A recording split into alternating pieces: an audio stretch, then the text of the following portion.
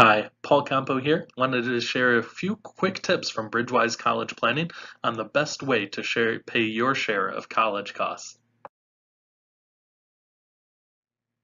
Number one way to pay for college is for free money. We want someone else to pay.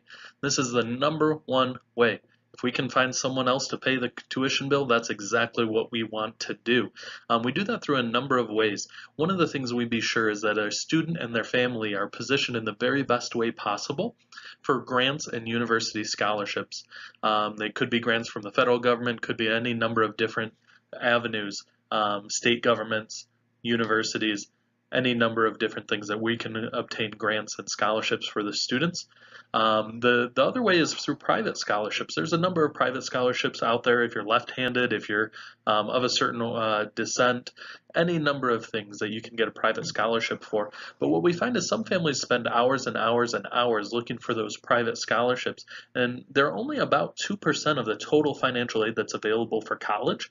And a lot of families, I've heard of students that have applied to dozens and dozens and dozens of scholarships, spent countless hours. We're talking over 200 hours applying for all these different scholarships, and they only end up with a couple $100 when all said and done.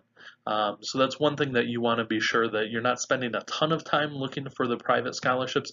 So it is worth looking for. The next way is through savings. Most people don't have $100,000 per child burning a hole in their pocket ready to pay for college. Um, and even if you did have money set aside for college or available to pay for college, that doesn't mean you want to give it to the college. And more so than that, it can hurt you in the financial aid process. So unfortunately, for families that even have as little as $10,000 extra saved for college, could affect how much you can receive in grants and scholarships if it's saved in the wrong way. Depending on how you save that and how those assets are titled, could be anywhere between $500 to $2,500 extra added to the cost of college that you would not receive in the free money. So be careful if you do have savings for college. You want to be very careful about how you do that. The next way is to have a student pay a portion of their own tuition. One of the things you need to ask yourself, though, is how much can they actually earn? There's been many studies that have been done about students trying to pay a portion of their own tuition.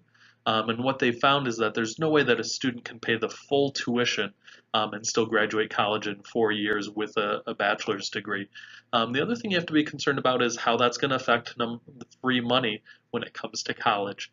Extra earnings and extra money in the student savings account could affect the financial aid differently than parents' earnings or parents' savings accounts. So that's one thing to be aware of in the planning process, is how all these different assets could count differently. Last thing we look at is to borrow money. There's a number of different loans that are available for college. There's some loans in the parents' names, there's some loans in the student name, there's private loans, there's federal loans. Um, One of the things you want to look out for is what the interest rate is on that loan.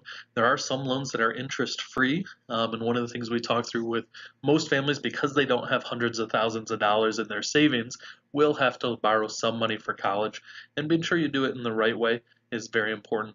One of the things you want to look for is if it has a fixed payment or if it has a ballooning payment or a rising payment over time. The other thing you could be sure is you have a plan to repay those loans. So whether they're in the students' names or the parents' names, knowing what the repayment is and how much it's going to cost for all 4 years for all of your students to be sure they get through the college process. Because borrowing enough money to go through 2 years out of a 4-year degree doesn't do a lot of good for your family. So knowing ahead of time what you're going to do is very important in this process.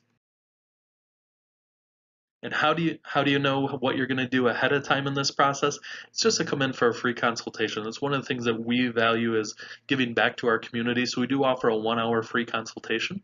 If you give us a call at 248-266-1187, or you can schedule it online at bridgewisecp.com. That's bridgewisecp.com. You can schedule that free consultation to see how much we can get.